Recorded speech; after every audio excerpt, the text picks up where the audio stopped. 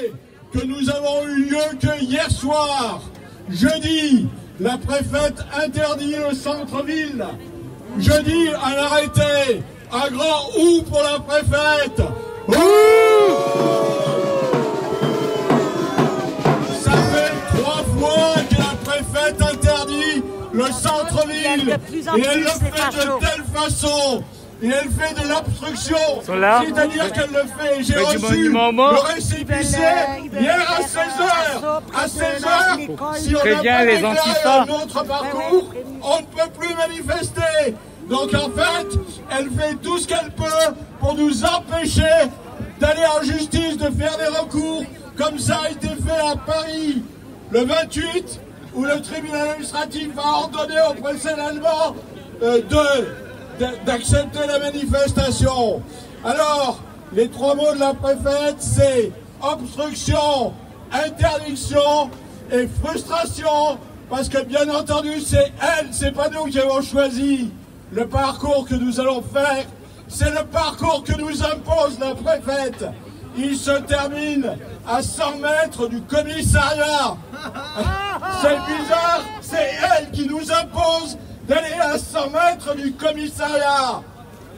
Et donc, il y a quand même un problème. Il y a un problème avec... il y a un problème. Alors, je veux pas être... Il y a des stocks de lacrymogènes à liquider, dis-lui. Voilà, il y a sans doute un stock de grenades lacrymogènes à épuiser. En tout cas, voilà, c'est obstruction, interdiction, frustration. Et rappelez-vous que c'est la même préfète qui a interdit aux familles de se promener ensemble le jour de Pâques, pendant le week-end de Pâques. Alors pourquoi? Parce que c'est une préfète de caserne. C'est-à-dire qu'à la caserne, il faut marcher au pas et il faut faire des tours. Et le problème, c'est pas que ça serve à quelque chose. Parce que si ça sert à quelque chose, on peut obéir raisonnablement. Il faut obéir à des ordres idiots et absurdes. Parce que c'est ça le pouvoir. C'est vous faire ce que vous ne voulez pas, raisonnablement. Bravo.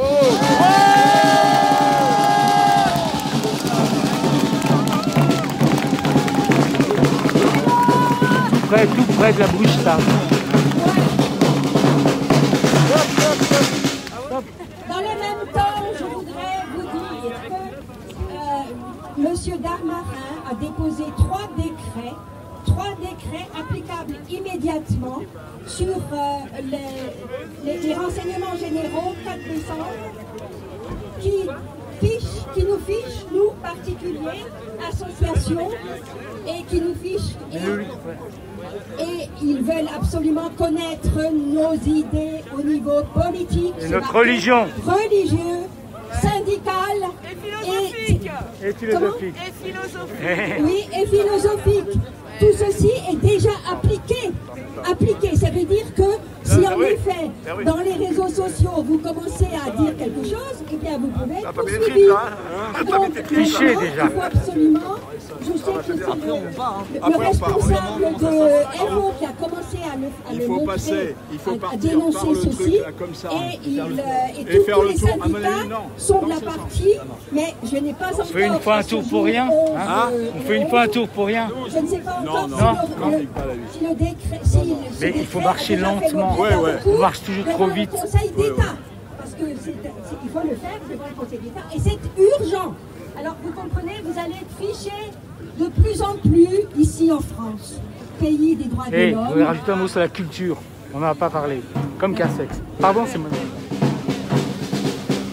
Merci, attends, juste ce qui m'a rappelé, on parlait d'une préfète de caserne, peut-être faire aussi un petit clin d'œil au journalisme de préfecture qu'on a à Strasbourg.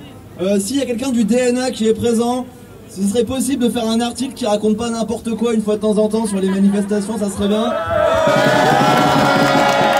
Que ça soit en termes de nombre de manifestants, d'appels, d'heures d'appel, de ce qui se passe dans le cortège, c'est toujours scandaleusement n'importe quoi. Donc venez nous parler si vous voulez en savoir plus sur nos revendications, mais arrêtez La dernière fois, il y a eu un article, c'était un copier-coller d'un communiqué préfectoral. Franchement, donc je sais pas, le journaliste stagiaire a dû venir ici prendre sa petite lettre, mais c'était vraiment ridicule. Donc faites honneur à votre profession, s'il vous plaît.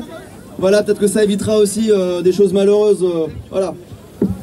Alors, excusez-moi de réintervenir, mais je voudrais pas être comme Monsieur Castex et Macron, son maître, c'est-à-dire qu'on n'ait pas dit un mot sur la culture. D'autant que ici, derrière moi, il y a le siège de la DRAC, la délégation régionale à l'action culturelle. C'est un service de l'État. Et il y a eu déjà une manifestation. Avant toutes nos manifestations, il y a 1 mois et demi, il y avait 150 personnes ici qui manifestaient pour la culture, entre autres des intermittents du spectacle qui ont vraiment des problèmes. Alors ce que je voulais dire, c'est que vous avez remarqué tous que tout à coup, M. Castex s'est mis à parler de la culture. Et dans un premier temps, il a fait croire que les cinémas et que les théâtres et les salles de musique, de concert, allaient pouvoir ouvrir le 15, c'est-à-dire dans 3 jours. Et puis, paf, ça y est, sous prétexte qu'il y aurait une extension des cas de Covid. Alors chaque fois, ils confondent les cas positifs et les gens qui sont réellement malades. Quand on vous dit 110 000, c'est pas 110 000 malades, hein, c'est peut-être 10 000. Bon, et en tout cas, la culture, elle souffre gravement. Et tous les personnels, depuis le directeur du TNS, là-bas, vous avez peut-être entendu Charles Berling, un comédien célèbre, qui fait un recours avec d'autres comédiens pour casser ce système et faire que les cinémas, les théâtres, les salles de concert et tous les autres moyens culturels puissent entrer en action. Je termine juste sur une chose. Ces messieurs qui ne pensent qu'au profit et à l'argent, ils ont oublié juste une chose. Ils disent toujours, souviens-toi du génocide et d'Auschwitz. Eh bien, je peux vous dire, moi, dont la famille est morte en partie là-bas, je peux vous dire que c'est des blablas quand c'est eux qui le disent. Parce que justement, si vous lisez Primo Levi et tous les autres, vous apprendrez que la culture, c'est ce qu'il y a de plus important. Même les gens qui ont un morceau de pain comme ça, eh ben, c'est la culture qui les a sauvés à Auschwitz. Merci.